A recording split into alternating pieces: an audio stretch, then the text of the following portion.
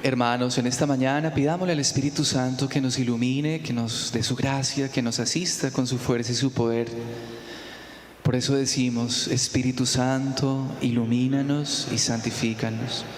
Espíritu Santo, ilumínanos y santifícanos. Espíritu Santo, ilumínanos y santifícanos. Amén. En este día, hermanos, tercer domingo de Cuaresma, en este recorrido que hemos hecho, hemos pasado del desierto a la montaña, de las tentaciones a la transfiguración, y encontramos este pasaje del Evangelio que nos presenta un episodio en el que hay como una noticia que le traen a Jesús. Y es una noticia de esas que a veces nosotros vemos todos los días en los periódicos: matanzas, una catástrofe.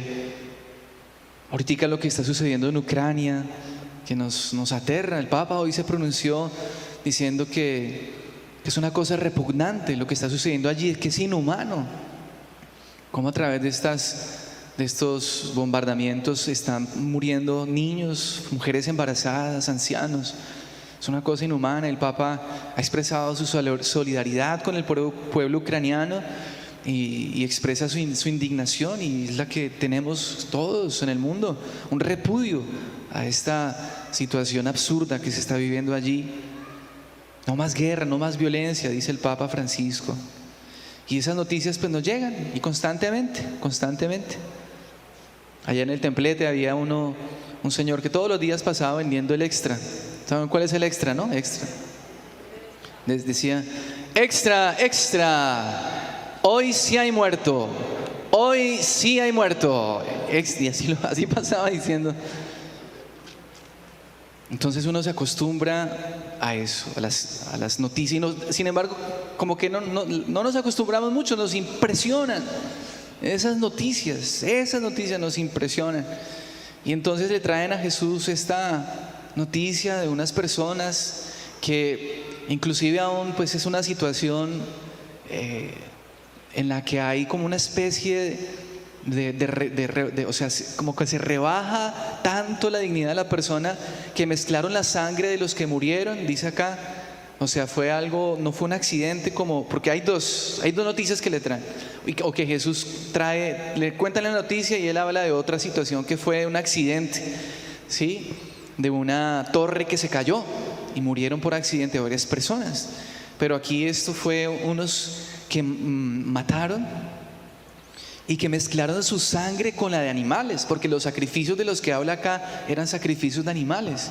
Entonces fue una cosa allí donde se mezcló una cosa que hizo que como que uno dijera: pero estos ¿qué hicieron? ¿Qué hicieron estos? Y Jesús intuye cuando le traen la noticia que a lo mejor estaban diciendo es que esos merecían esa muerte, merecían ese fin.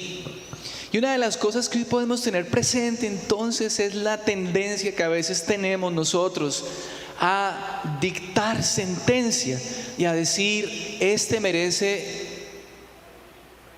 la condena, este es bueno, este sí va para el cielo. Y el Señor nos hace caer en cuenta que nosotros somos susceptibles de poder tener la misma suerte que inclusive aún aquellos que a los ojos humanos pueden ser despreciables para la sociedad. ¿En qué sentido decimos esto, hermanos? En sentido general, pues que hay personas que en efecto, por ejemplo, ayer que hablaba con mi papá, él decía que le sacaba la piedra, como el títere este de Donoso, ¿no? Que hacía algo no muy agradable, porque hacía como cuando uno tiene atorado aquí algo en la garganta, ¿cierto? ¿Se acuerdan del miquito? Y entonces decía, hacía esa expresión que no exagera, no la voy a repetir, pero si se acuerdan que sería el miquito, y escupía y ¡pum!, me saca la piedra, ¿sí? Y entonces mi papá decía de esto que está sucediendo justamente en Europa, de Putin, ¿cierto? Decía que veía y que le repugnaba, y hasta así se refirió a él como con rabia. Y muchos sentimos rabia hacia personas como este señor y como otros que no traemos a colación, pero en nuestra realidad humana uno muchas veces se deja llevar por las pasiones, se deja llevar internamente por los odios, se deja llevar internamente por los gustos y por los disgustos, por lo que me agrada, por lo que me desagrada, muchas veces teniendo razón, muchas veces sin tener razón, porque uno a veces sin tener pruebas, sin que le conste nada, uno ya va condenando a alguien, que eso lo hemos reflexionado. Y a veces cuando sí alguien efectivamente ha hecho algo malo, pues a uno le fastidia y uno le provocaría que esa persona, como que ojalá que esas bombas se le devolvieran, ¿sí? A este señor Putin ojalá se le volviera un misil de esos y... O sea, que acabara, que él mismo se acabara, ¿cierto? Es decir, fuera redireccionado. Y entonces... Eso nos pasa a nivel de lo que vemos en noticias y a veces con las personas que tenemos a nuestro lado, personas que vemos que hacen cosas que no están bien, que son injustas quizás, que son deshonestas, que hacen trampa, y uno ve eso y uno le da rabia y uno se indigna. A veces en la propia casa uno disgusta con no sé, en la casa, ¿quién se encuentra en la casa? Pues el esposo, la esposa, ¿cierto? Y los hijos, y también quizás son los hijos con los papás. Y cuando uno está así como indignado, uno como que yo escuchaba a personas que dicen, uy, es que me provoca como cogerlo y como darle contra la pared, ¿sí? Y quizás no lo expresamos, pero internamente a veces es uno como que uno lo siente, como que quiero acabar con esa persona, pero acabarla, ¿sí? Por dentro. Quizás por fuera uno está hablando y le está sonriendo. Ay, sí, amor, mi corazón. Pero por dentro uno está que encendido, un volcán, ¿cierto? Cualquier momento explota. Y a veces pasa eso, te explotamos porque no hablamos, porque contenemos la rabia, porque no decimos lo que sentimos, porque simplemente callamos. Ahí sí, como dicen por ahí, lo que callamos las mujeres, dicen algunas mujeres, pero los hombres también han contestado, dicen lo que callamos los hombres. Y a veces el problema es ese, lo que callamos los unos y los otros, lo que no hablamos, lo que no colocamos sobre la mesa, lo que no decimos, y por dentro sí dejando que el corazón se agite, que se vuelva ahí un remolino de emociones y de sentimientos que se van acumulando y que tarde o temprano eso explota. Pero bueno, quizás no lleguemos hasta allá. A lo mejor hay personas que saben, pues hasta yo creo que hay personas que se enferman de tanto guardar rencor. Hay personas que se enferman de tanto guardar rencor, resentimientos, recuerdos, momentos donde se han sentido humillados, despreciados, y guarden, y quizás no explotan porque prefieren evitar conflicto, pero sí se van enfermando.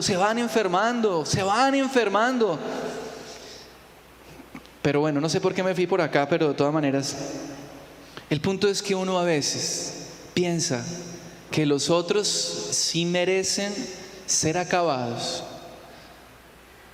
los que están obrando mal. Inclusive uno a veces se cuestiona, ¿por qué a mí? ¿O por qué mi papá?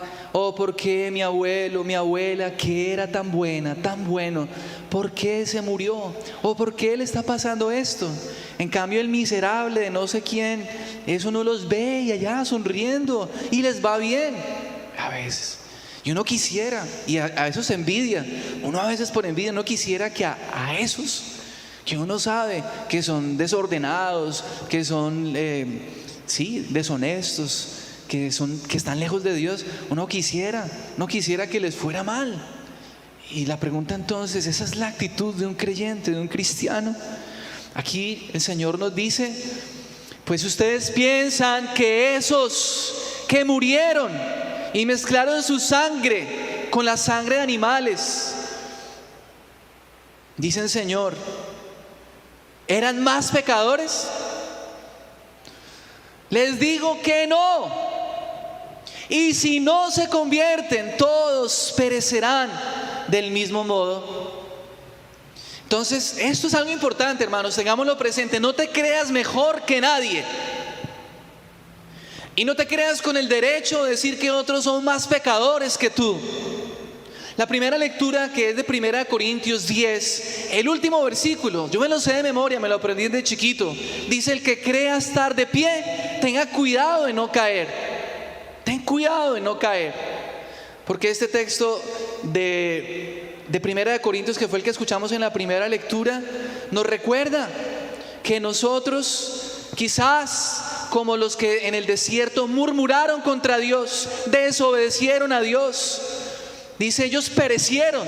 Y San Pablo dice: estas cosas sucedieron en figura para nosotros, para que no codiciemos el mal como lo codiciaron ellos, y para que no murmuren como murmuraron algunos de ellos. Pero entonces no te creas que tú eres mejor que los de otras épocas. No creas que tú eres mejor que aquellos que tienen el poder como Putin y como tantos otros. No te creas mejor, porque a lo mejor en tu propia casa tú eres un déspota. A lo mejor si tuvieras el poder que tuviera Putin serías peor que él. No te creas mejor que nadie. No te creas mejor que nadie. Dice el Señor: el que crea estar en pie, el que se crea seguro, cuídese de no caer. Más bien vigila tu corazón, vigila tu vida, vigílate a ti mismo, revisa tus propios pecados, trabaja en tu conversión, deja orar a Dios en ti, conviértete tú. Preocúpate por tu conversión. Es lo que nos dice la palabra del Señor. Y en efecto, hermanos, dice el Señor de una manera radical: y les digo que si no se convierten, todos perecerán de la misma manera. Todos. O sea, aquí ustedes y yo no nos escapamos. Si nosotros no entramos en un proceso auténtico de conversión, no pensemos que por venir a misa todos los días ya entonces estamos bien. Porque muchos venimos a misa y aún no hemos dejado algunas cosas. No hemos dejado, justamente como la primera lectura, la murmuración. Y seguimos murmurando como si nada. Y seguimos denigrando y destruyendo al prójimo como si nada. Y muchos de nosotros quizás tenemos actitudes en nuestra casa de ser déspotas, humillativos, despreciativos. Muchos tenemos acciones, actitudes diarias que no son de un creyente. A lo mejor en tu mirada tú no te cuidas, en tus pensamientos. Y entonces estás constantemente acudiendo a imágenes, a videos que destruyen la sana sexualidad y la buena capacidad de amar, y estás usando a otros para satisfacer tu placer, tu afán de llenar vacíos. Cada uno de nosotros debe revisar en qué necesita convertirse.